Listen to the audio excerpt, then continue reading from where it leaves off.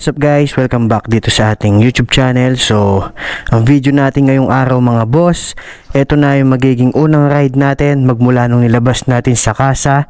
Itong ating Raider 150 Fi 2024 Sports Edition.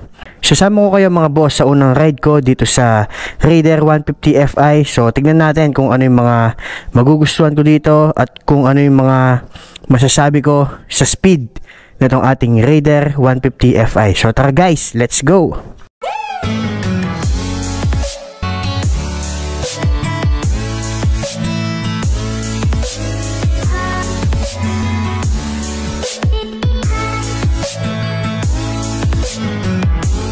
Tingnan nyo yung odo niya mga boss, 64 kilometer pa lang. So nagamit ko lang to magmula nung inuwi ko siya galing kasa, tapos dito lang sa amin. Pero ito talaga mga boss yung pinakaunang ride ko dito sa Raider Fi. So tara na guys, let's go!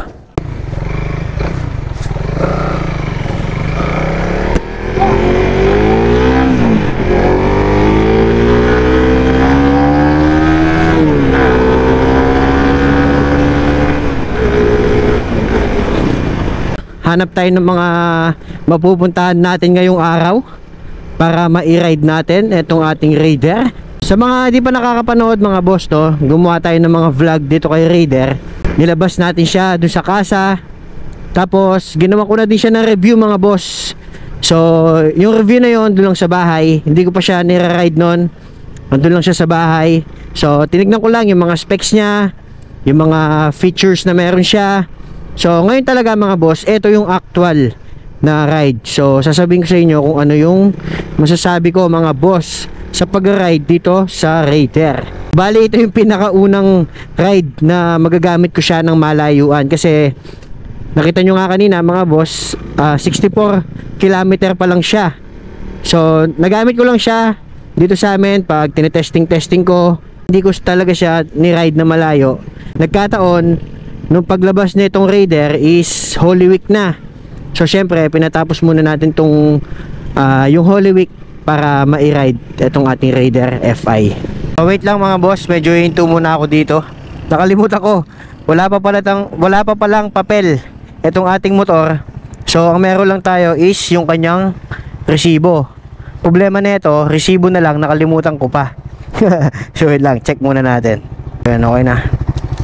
At least kahit papano meron tayong daladalang resibo.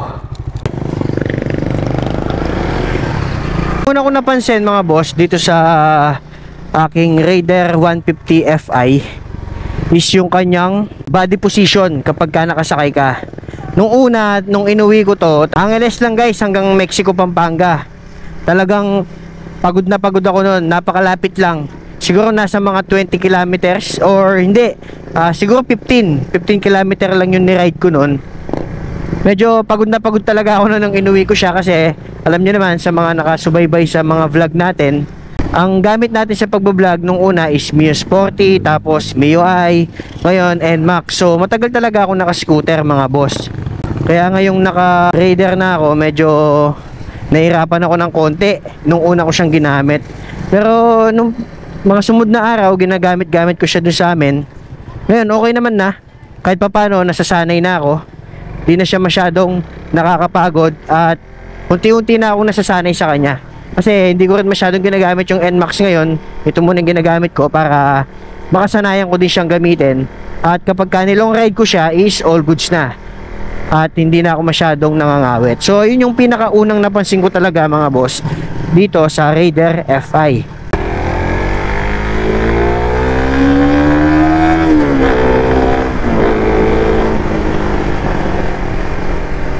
Napansin ko pa talaga dito sa Raider is yung inaasahan ko na, yung kanyang speed mga boss. Talagang napakalakas, solid. Talagang hindi ka talaga mapapahiya kung ang gusto mo is yung racing. Solid ng speed nito guys, talagang napakabilis. Hindi ko to ita-top speed mga boss. So diba dun sa vlog natin sa NMAX, nata-top speed pa natin siya. So maabot siya ng 118, 119. So eto guys, ayoko siyang i-top speed. Siguro patatakbuhin ko lang to pinakasagad 120. Pero yung aabot siya ng 140, 145, 150, medyo malabo kong gawin yun mga boss. Medyo hindi ko na kayang gawin yun. Mahirap na kapag nagkamali ka, talagang hindi mo na maibabalik. Maganda din sa Raider, no? Magaan lang siya. Tapos maganda siyang iliko-liko sa traffic. Di katulad ng mga scooter.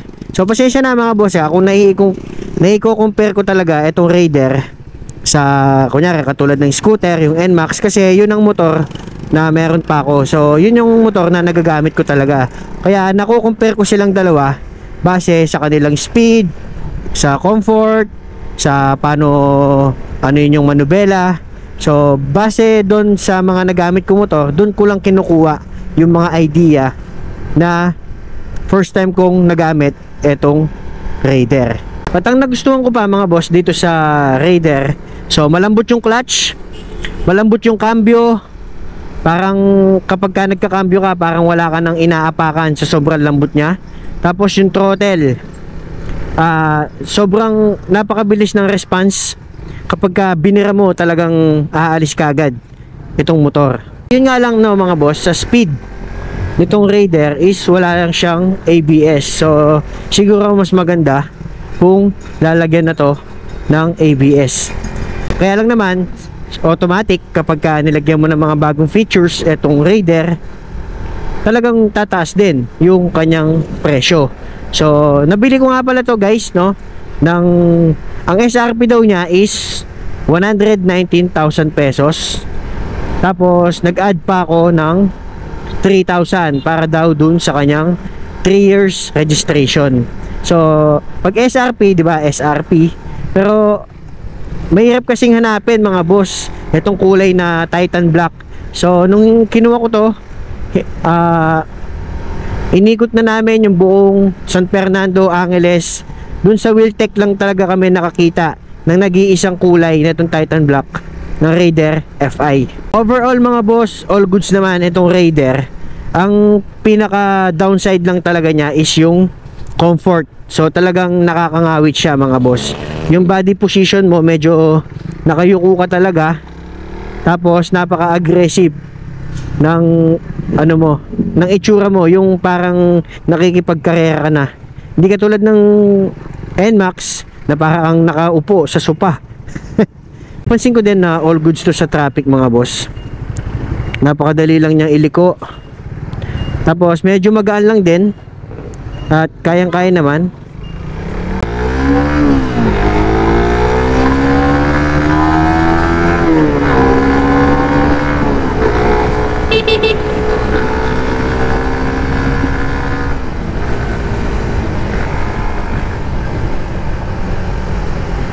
Nakakatakot yung speed ng Raider.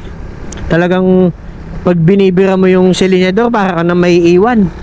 So pinopost ko to mga boss, itong Raider natin, sa TikTok account ko. Search nyo mga boss kung gusto nyo mga mapanood. So madaming ano doon mga boss, usapin tungkol dito sa Raider FI. So ang pangalan ng TikTok account ko mga boss is ako si Boki. So search nyo na lang.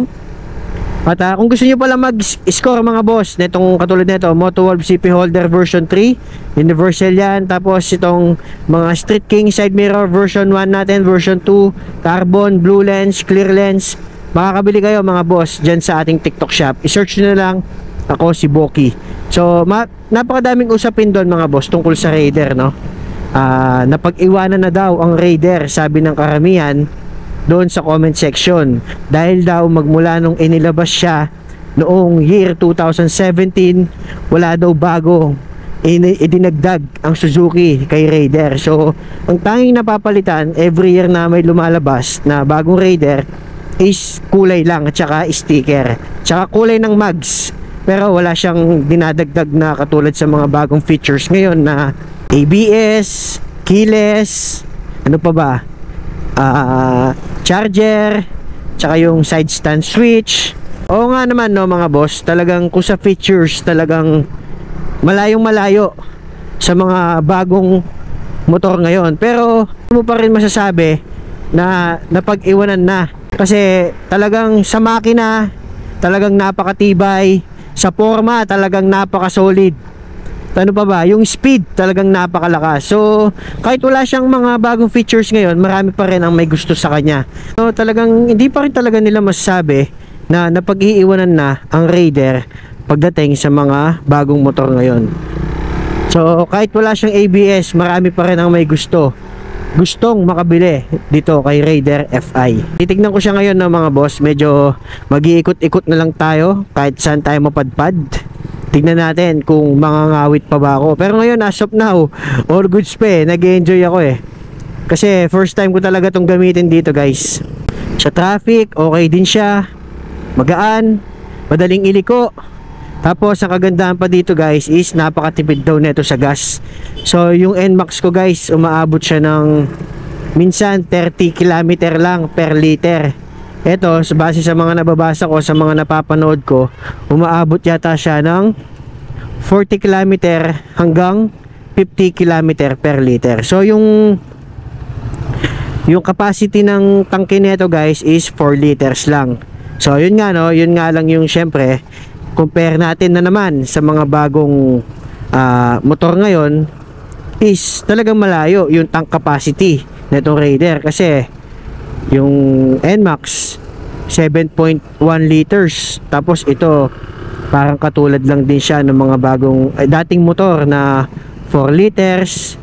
Yung dating mga motor nga 3.7 liter lang eh, buti ito naging 4 liters na guys. Oh, sobrang dali niyang isingit sa mga traffic kasi yung motor na to talagang napakanipis. I-compare na naman natin siya sa mga bagong motor ngayon na napakalalapad. Ito napakanipis pa rin. So yung transmission neto guys, 1 down, 5 up. Okay naman, malambot yung cambio. Sanay naman na ako dito. Dati kasi nakakagamit din ako ng mga motor sa mga tropa na mga naka-Raider. Mamayagpag pa rin ang Raider 150 Fi, lalo na ngayon sa mga car show, sa mga motor show pala.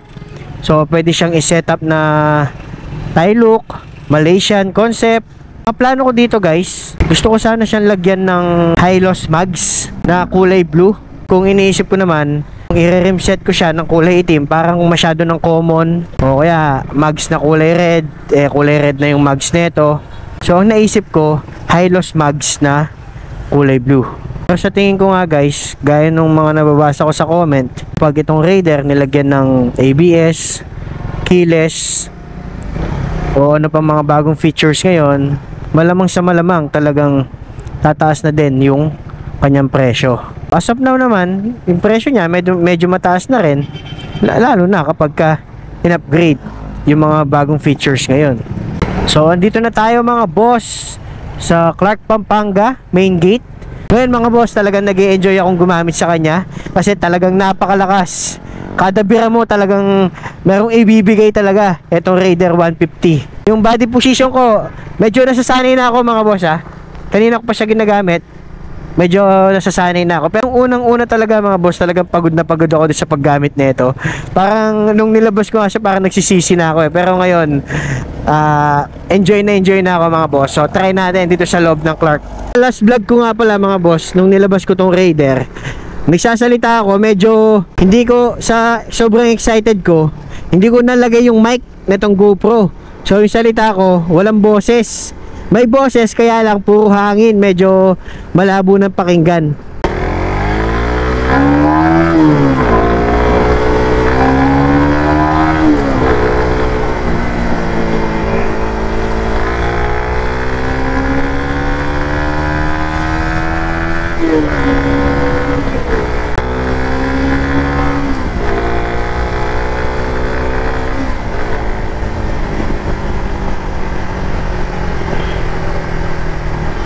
Kasi lang sa feeling mga boss, yung dating pangarap mong motor is ngayon nandito na, nagagamit ko na. So sobrang saya ko talaga mga boss nung nakuha ko tong Raider ko.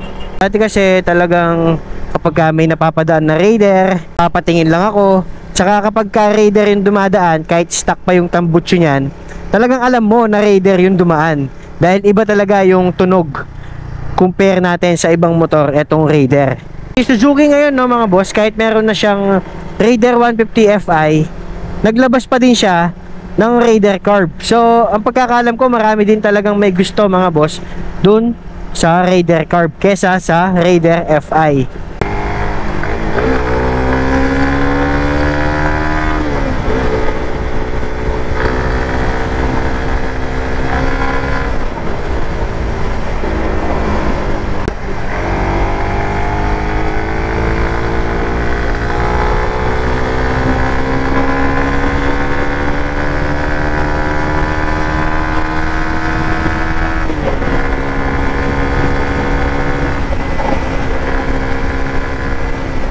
Yung Raider 6 pero nasa kwarta pa lang kaya niyang tumakbo ng 100 plus.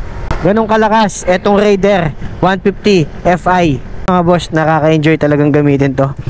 Ngayon ko lang na-appreciate itong Raider. So nung una akala ko hindi ko siya matatagalang gamitin. Ngayon medyo all goods na. Medyo nasasanay na talaga ako.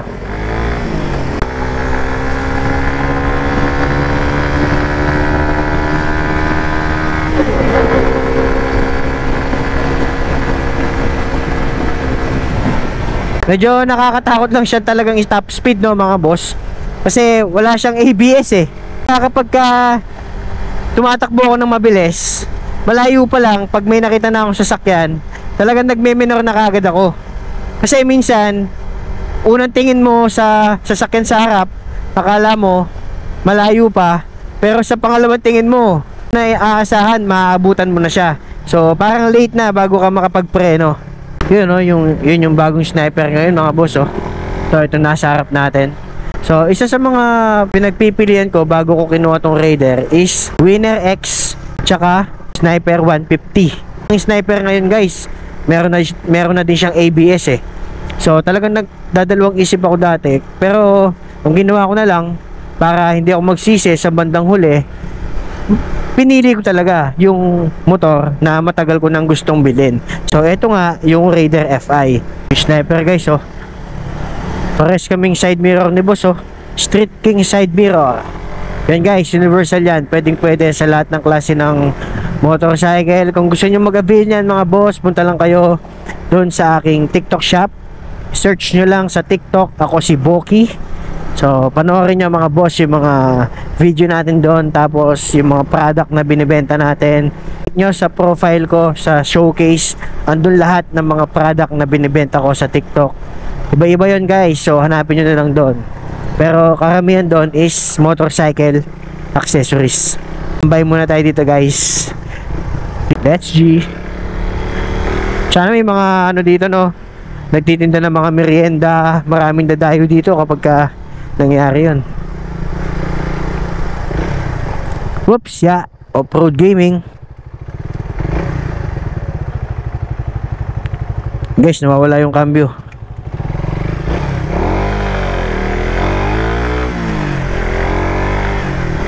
Ito, luwag dito guys, oh. Sarap tumambay dito, oh. Basta kasama mo yung motor mo, all goods na guys. So dito na lang tayo, tambay tayo ng konti dito. Wala nang break-in, di kaya masira to guys. Hindi ko na bin-break-in. Talagang hataw na kung hataw.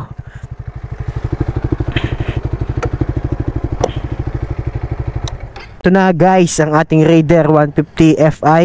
Pansin ko lang dito guys, no, nung ginagamit-gamit ko siya dun sa amin, bilis uminit ng kanyang makina. So, minsan kasi ang gagawin ko kapag umaga is papaandarin ko lang siya. Napansin ko pag uminit talaga yung makina niya, talagang damang-dama dito sa mga paa mo.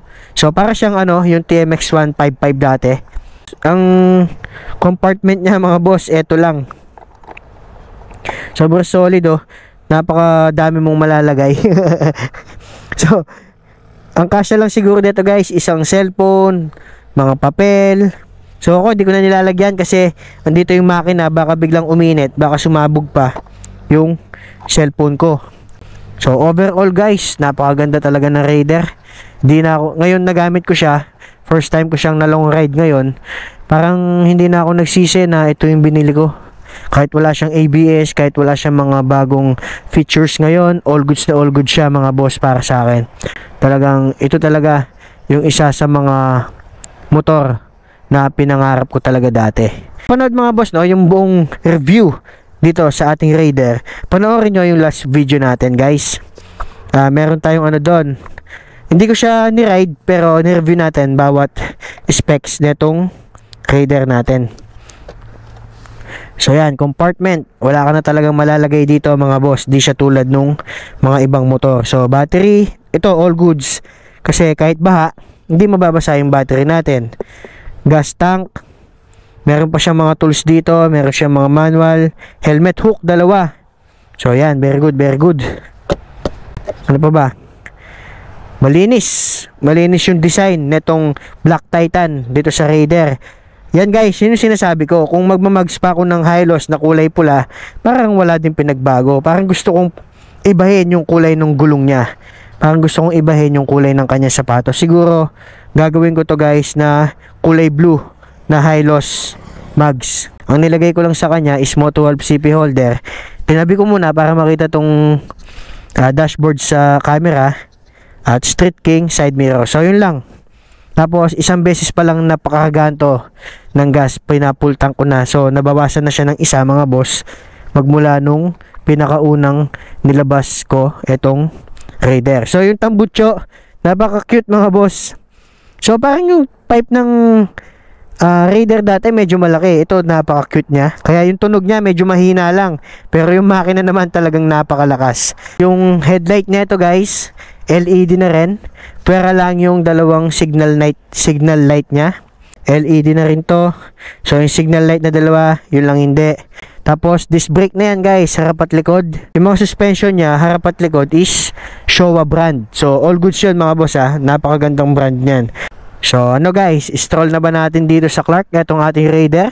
Hanap tayo ng mapupuntahan. At hanap tayo ng mga maluluwag na kalsada para matry naman natin ang speed netong ating Raider 150 Fi. Pero isakto lang, wag naman yung mabilis. Siyempre, nag-iingat din tayo.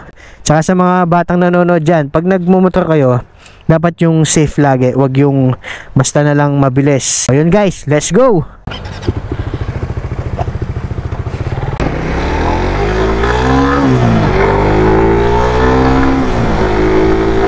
Pag sa Clark kayo nag-vlog mga boss, talagang marami kayong maiikutan. Lalo na kapag nagre-review kayo ng mga motor, marami talaga kayong mapupuntahan dito mga boss. Kaya ako, gusto ko dito nagvo-vlog eh. Mga boss, oh, pasyalan din yan, pwede rin tumambay dyan. So minsan, tatambay tayo dyan mga boss, gamit tong ating Raider. Kaya naman yung NMAX natin. Makapamasyal dyan, yun, ang luwag-luwag oh. All goods. So as of now mga boss, talagang enjoy na enjoy akong gamitin itong Raider natin. So napakagaan, napakabilis, napaka-responsive ng kanyang torque. Maganda yung cambio, malambot. Yung clutch, malambot din. Madaling isingit sa traffic.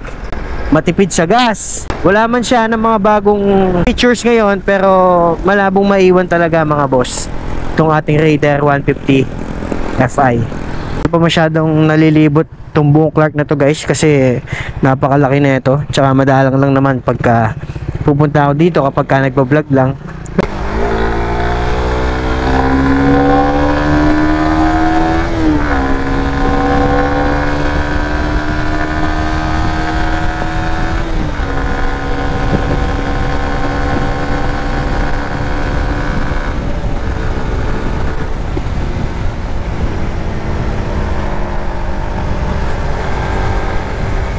So ito pala guys, no,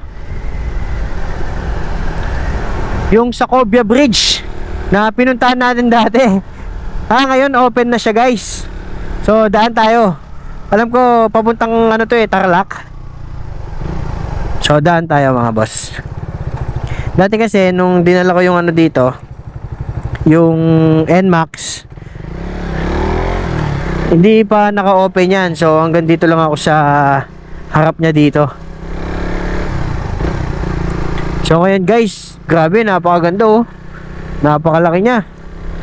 So chill ride lang tayo dito guys, para maramdaman natin yung lugar, para makita natin yung ganda na itong tulay na to. So napaka all goods pala mag vlog dito mga boss.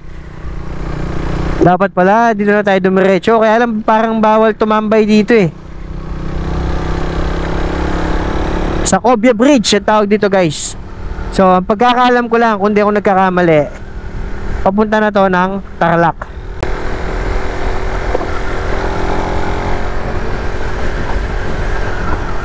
Grabe, ang ganda dito mga boss. Solid.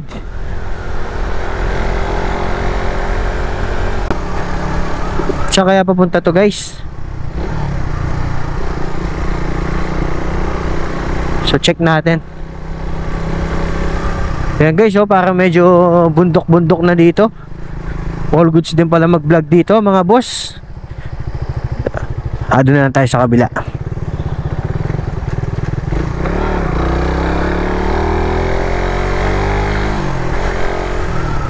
Yun guys, oh, napakalayo pa niya. Hindi ko lang alam kung saan na to papunta. So ngayon, U-turn muna ako dito. So sa susunod na vlog natin mga boss, pangako ko sa inyo, pupuntahan natin yan. Hindi ko alam kung saan papunta yan, pero mag-research muna ako para mapasyalan natin yung papunta doon. So ngayon, balik muna tayo guys. Baka mapalayo tayo masyado eh.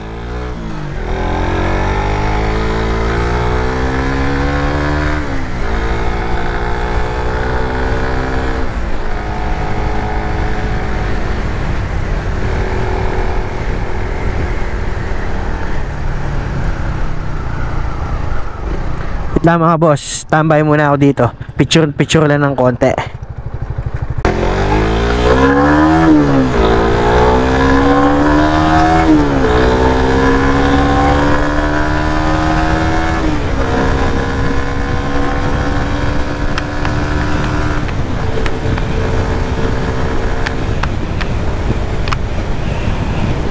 So, grabe to guys. Napakalakas, solid.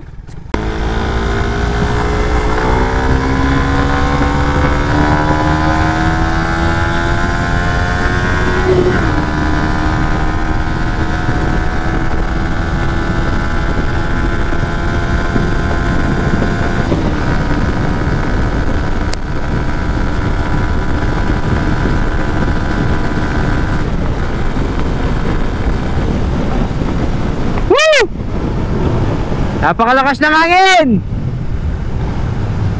Okay na ako dun sa takbong yun mga boss.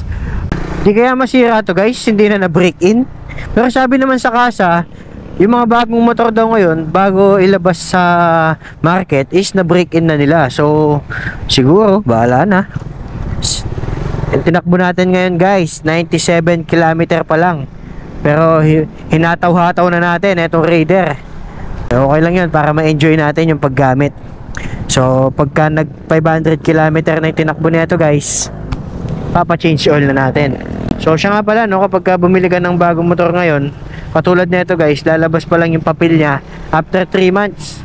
So ang kagandahan naman is 3 years registered na siya. Hindi katulad dati, 1 taon lang yung libreng rehistro netong mga motor pag galing sa kasa. Katulad nung NMAX ko guys, 2022 ko kinuha, after 1 year expired na yung kanyang rehistro. At ngayon medyo makakatipid ka ng konti, yung rehistro nila is 3 years na, so iwas abala, iwas gastos na rin.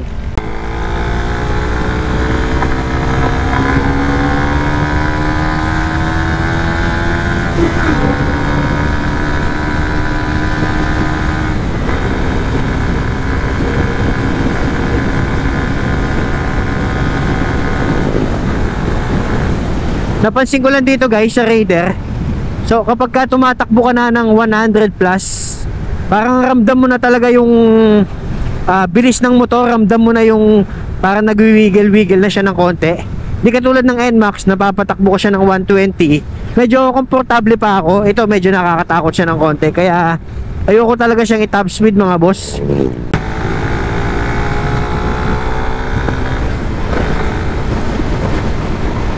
Sarap ding i-banking guys, no, nitong Raider. Akala ko dati mahirap gamitin to eh, pero ngayon okay na. Nasasanay na ako.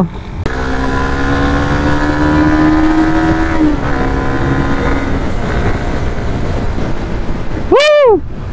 Solid. So ayun guys, nandito na ako sa SM Clark.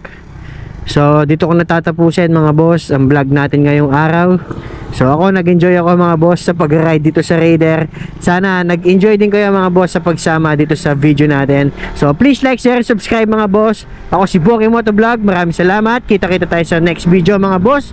Thank you. Bye-bye.